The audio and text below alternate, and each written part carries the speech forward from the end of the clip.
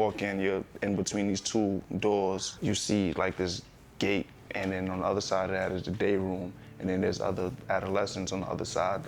They're looking through the gate. In their mind, it's like, oh, we got a victim or, fresh meat. So a bunch of these, kids just start ganging up on the door, and I'm looking at them, and I'm looking at myself.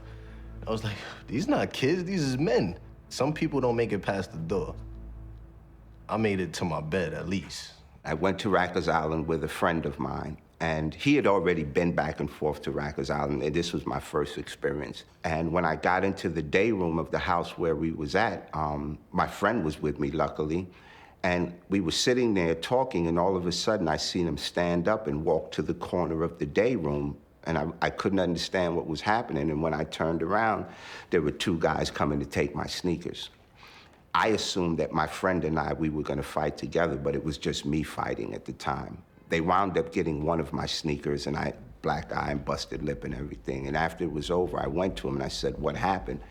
And later on that night, he brought me back my other sneaker, and he said to me, I had to know that you could stand up for yourself before I stand up for you. And so that was my induction into the way things ran on Rikers Island. My name is Damian James Stapleton. I'm 29 years old. I grew up in the Bronx, and I moved immediately to Harlem to live with my grandmother. My mom was addicted to crack cocaine, and she would always be gone.